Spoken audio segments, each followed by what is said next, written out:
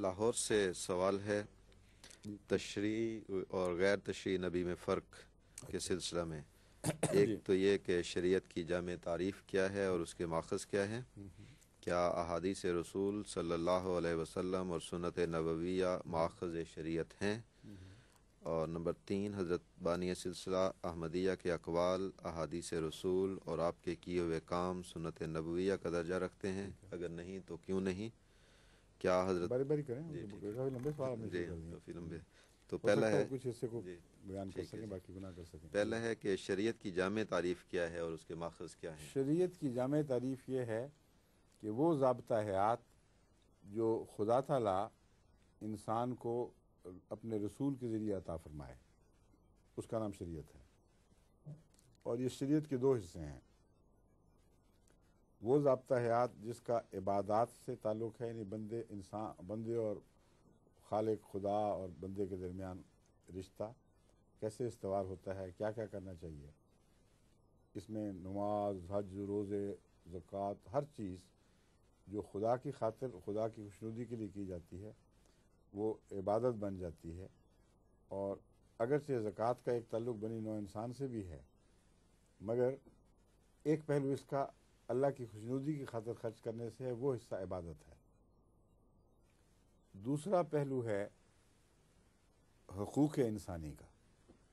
شریعت کا دوسرا پہلو انسانی حقوق سے تعلق رکھتا ہے، اس میں ایک دوسرے کے ساتھ معاملات کرنا، لین دین، بیاہ شادی، وراثت کے مسائل، یہ ساری چیزیں جو آ جاتی ہیں یہ شریعت کے دوسرے حصے سے تعلق رکھتی ہیں۔ بس شریعت کی جامع معنی تعریف یہ ہے کہ وہ ضابطہ حیات خواہ وہ بندے اور خدا سے تعلق سے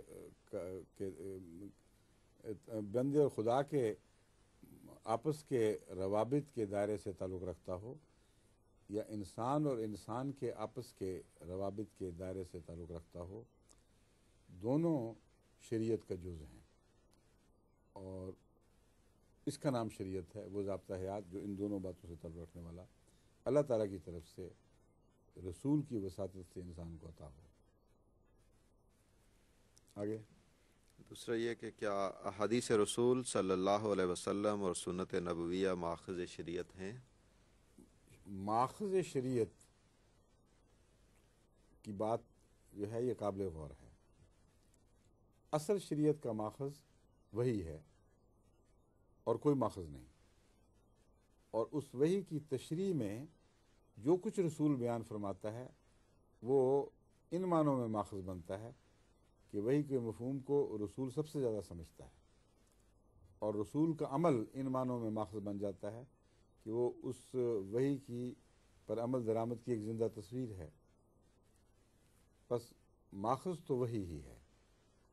اس وحی کی تائید میں، اس کی تشریح میں جو شخص اپنے آپ کو اس کے دائرے کے اندر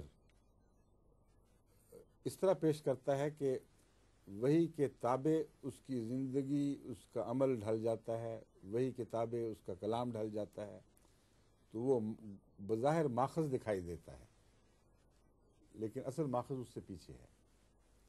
جیسے غالب نے کہا ہے کہ ہے پرے سرحد ادراک سے اپنا مسجود، قبلہ کو اہل نظر قبلہ نما کہتے ہیں۔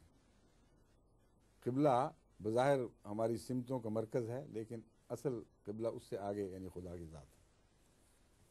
آن حضرت صلی اللہ علیہ وآلہ وسلم اور اسی طرح دیگر انبیاء بھی اپنی اپنی شریعتوں میں ماخذ شریعت یعنی وحی کے سب سے اول علمبردار رہے اور سب سے اول اس کی نمائندگی کا حق رکھتے تھے۔ اس لیے اسلامی شریعت کو، اسلامی فقہ کو 4 اصولوں پر مبنی قرار دیا گیا ہے۔ پہلا ہے قرآن، دوسرا ہے سنت۔ سنت میں عام فقہا سنت اور یعنی عمل اور حدیث دونوں کو لے لیتے ہیں، اس لیے وہ ایک اصول کے تابع یہ کہتے ہیں۔ اور تیسرا جو اصل ہے اس میں یعنی یوں بنے گا کہ قرآن، عمل رسول، کلام رسول، یہ دو کو ایک بعض لوگ ایک شاخ کے طور پر گنتے ہیں۔ تیسرا وہ اجماع کہتے ہیں، یعنی تمام امت کا کسی ایک مسئلے پر 100% اتفاق ہو جائے اس کو اجماع کہتے ہیں. اور چوتھا قیاس کہتے ہیں کہ قیاس سے مراد یہ ہے کہ جب ان تینوں کا فقدان ہو تو اپنے مزاج سے جو ان تینوں کی مطابق میں ڈھلا ہے. ایک انسان قرآن پر عمل کرتا رہا ہے، حدیث پر اجماع کو عزت کی نظر سے دیکھتا ہے، اس کا ایک طبی نیک مزاج بن جاتا ہے.